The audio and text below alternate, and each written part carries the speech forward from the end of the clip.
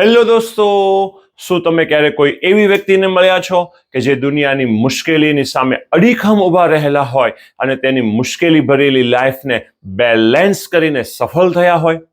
તેમની પ્રશંસા કરવી તો ખૂબ જ સરળ છે, પરંતુ આપણે વારંવાર એ ભૂલી જઈએ છીએ કે દરેક મજબૂત વ્યક્તિની પાછળ એક સ્ટ્રગલ ભરેલી સ્ટોરી હોય છે, જેને તેને મજબૂત બનાવવા સિવાય કોઈ વિકલ્પ આપ્યો ન હોય.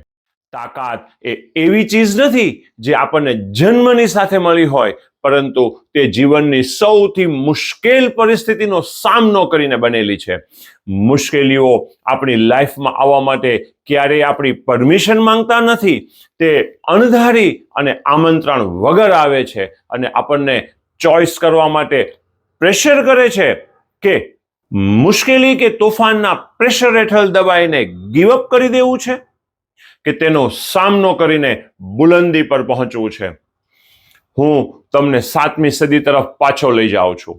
ઇતિહાસની એક મહત્વની ઘટના જેણે મુશ્કેલીનો સામનો કરીને તરીકો જ બદલી નાખ્યો છે. જિબ્રાલ્ટર, કે જે બ્રિટિશ ઓવરસીઝની ટેરિટરી છે, તેના પર એક સેનાપતિ તારિક ઇબ્ને ઝિયાદ, કે જે ફક્ત 7,000 સૈનિકોનું નાનકડી સેનાનું નેતૃત્વ કરતો હતો. દુશ્મનોની સંખ્યા વધારે હોવાને લીધે સેનામાં જબરજસ્ત મતભેદો થયા, પરંતુ તારિકે તેના જહાજોને સળગાવવાનો આદેશ આપ્યો અને પછી તેને તેની સેના તરફ વળ્યો અને કહ્યું, દુશ્મન તમારી સામે છે અને સમુદ્ર તમારી પાછળ છે. બહાદુરી અને દ્રઢતા સિવાય કોઈ છુટકારો નથી. પીછેહટ કરવાનો કોઈ રસ્તો ન હોવાથી સેનાએ અજોડ હિંમતની સાથે લડત આપી અને નિર્ણાયક વિજય હાંસલ કર્યો. સેનાની નિડરતાએ માત્ર તેમનું અસ્તિત્વ જ સુરક્ષિત ન રાખ્યું, પરંતુ ઇતિહાસનો માર્ગ બદલી નાખ્યો છે. તારીકની આ સ્ટોરી આપણને શીખવે છે કે જ્યારે પણ આપણા પડકારોનો સામનો કરવા સિવાય બીજો કોઈ વિકલ્પ ન હોય, ત્યારે શક્તિ ઉભરી આવે છે, આપણું પોટેન્શિયલ બહાર આવે છે. કેટલીક વાર જીવન આપણને બહાના, સલામતી અને ભયને છોડી દઈને આપણી પાછળના જહાજોને બાળી નાખવા દબાણ કરે છે, અને તે જ સમયે સાચી તાકાત જે છે એનો જન્મ થાય છે.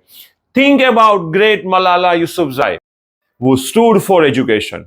એજ્યુકેશનના માટે પોતાની જાનની પણ પરવા ન કરી. Nelson Mandela, who endured 27 years of imprisonment for his belief.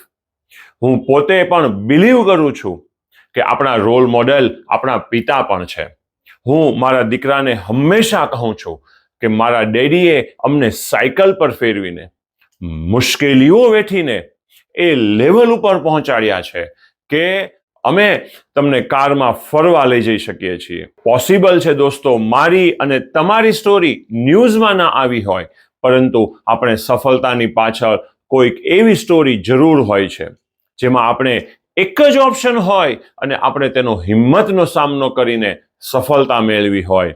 હું એક જ વાત કહીશ કે મુશ્કેલીઓ આવે તો ગીવઅપ કરવાને બદલે અલ્લાહ, ઈશ્વર, ગોડનો આભાર માનીએ અને તેની જ પાસે મદદ માંગી અને જીવનમાં આગળ વધવું જોઈએ, અને સફળતા આપણને જરૂર મળશે. અંતમાં હું આપને જરૂર કહીશ કે behind every strong person is a story.